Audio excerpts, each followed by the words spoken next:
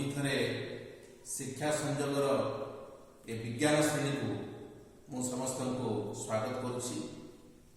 पिलामाने आमे पूर्व श्रेणी पढ़ी विद्युत संक्रांत दशम श्रेणी फिजिकल साइंस व भौतिक विज्ञान विषय वस्तु विद्युत रे आमे पढ़ी विद्युत परिपथ, विद्युत स्रोत, विद्युत विभव एवं विद्युत विभवर पार्थक्य बा विद्युत विभवांतर एति आमे आलोचना कर सारी।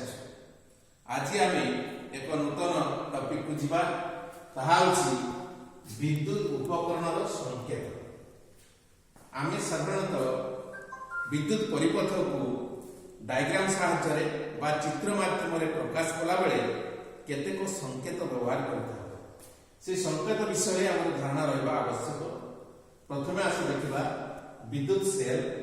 ये हूँ विद्युत सेल चित्र। आम परिपथ रे विद्युत सेल को यह भाव में चित्रित करता।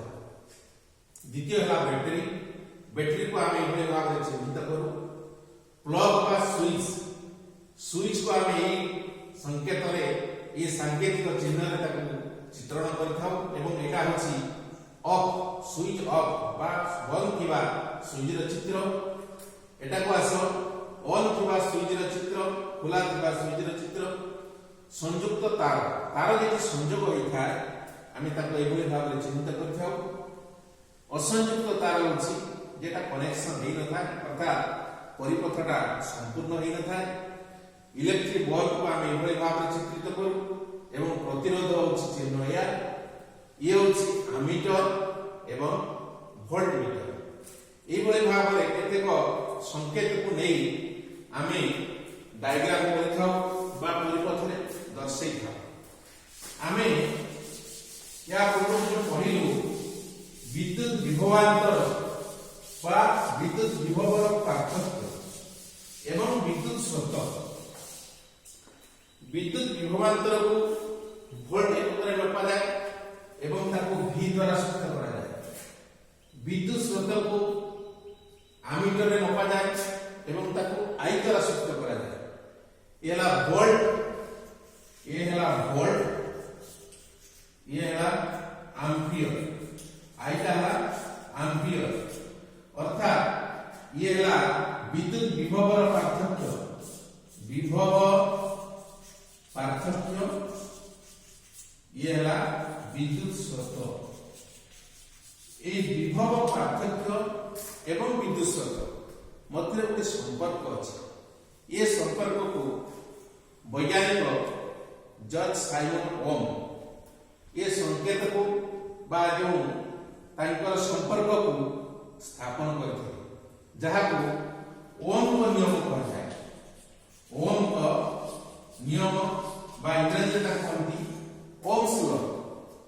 कौन करते से गोटे परीक्षा करे। से परीक्षा रे गोटे विद्युत परिपथ से तैयारी कले। गोटे बैटरी रहिला, एटी गोटे स्विच रहिला, स्विच बा प्लग। तापर एठी आसीगला एठी रखि देले सी हमर बल्ब, इलेक्ट्रिक बल्ब मन करथिले एठी एवं एथिरे से संयोग कले कोन आमीटर संयोग कले एवं वोल्टमीटर मध्य संयोग कले। वोल्टमीटर मध्य संयोग कले। वोल्टमीटर आमीटर एवं वोल्टमीटर। आमीटर रे विद्युत स्रोत मापा गला, वोल्टमीटर रे विद्युत विभवर पार्थक्य मापा गला। से प्रथमे कोन कले जो बैटरीटा नेले गोटिए बैटरी नेले, गोटिए बैटरी नेले सेतिरे वोल्ट और एम्पियर को मापी। गोटिए बैटरी नहीं बा गोटिए सेल नहीं केते विद्युत स्रोत प्रवाहित करला, केते विद्युत विभवर पार्थक्य होला तार से मापी। एवं से पाठ्यक्रम को से गोटे टेबल्स माध्यम रे दर्शे। टेबलटा माध्यम रे किंदी ना एटा माने करो वोल्ट, एटा हला एम्पियर बा एमीटर। पाठ्यांक नेले एटा होची प्रथम बैटरी, द्वितीय बैटरी, तृतीय बैटरी। पाठ्यांक मन कर एठी हैला 4, एठी हैला 6। मन कर उदाहरण स्वरूप प्रथम बैटरी नेले 4 और 6 हैला, तापरे नेले 8 और 12 हैला, वोल्ट हैला 8, एम्पियर हैला 12, तापरे नेले 10 एवं 15। मन कर एटी बाहर कले से एमानकर v divided by a, v divided by a eighty केते हैला 2/3, एटी भी हैला 2/3, एटी भी हैला 2/3।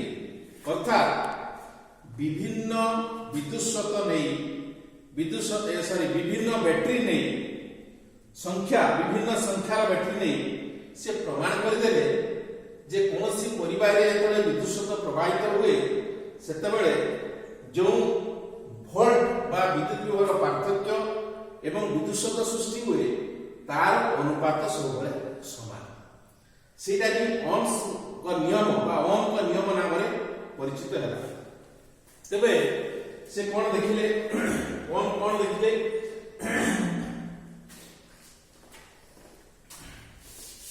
देखो ओम का नियम का हम एभले भाव रे प्रकाश कर परिबा जे v प्रोपोर्शनल टू I। अर्थात कौन सी तार रे एक निर्दिष्ट तापमात्रा रे कौन सी परिवाही रे विद्युत प्रवाह रे जो विद्युत विभवर पार्थक्य सृष्टि हुए विद्युत विभवर पार्थक्य ए विद्युत सह उत्पन्न होतिबा विद्युत सह समानुपाती v प्रोपोर्शनल टू I। एवं प्रत्येक समानुपात रे गोटे स्थिरांक रहे v by I समान है r। r है एक स्थिरांक, r तक वाला स्थिरांक एवं ये r को स्थिरांक r को कहा जाए प्रतिरोध। प्रतिरोध तबे r समान होते r समान कते हैला I r समान v, r समान हैला v by I बा I समान v by r, I समान हैला v by r। उत्पन्न विद्युत विभवर पार्थक्य एवं प्रतिरोध रो अनुपात सहित समान। एठारे आमे आगे पढिछु v होछि वोल्ट विद्युत विभवर पार्थक्य, I हैला विद्युत एम्पियर, r हैला प्रतिरोध। प्रतिरोध रे एकक हैला ओम। ओम को नाम अनुसार तार एकक नाम दिया गला ओम एवं ओम ताकू एभली सांकेतिक चिन्ह रे चिन्हित करा जाय।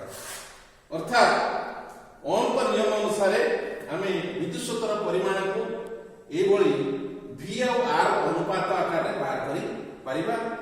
एक निर्दिष्ट तापमात्रा रे कोनसी परिवाही रे उत्पन्न होतिबा प्रतिरोध विद्युत सहित समानुपाती बोली से प्रमाण करथिले। आमे परवर्ती क्लास रे पढिबा ओम का नियम रे आउ कोन आमे पाइछु प्रतिरोध पाइले तापर पाइबा आमे विशिष्ट प्रतिरोध ता संपर्क रे आलोचना करिबा।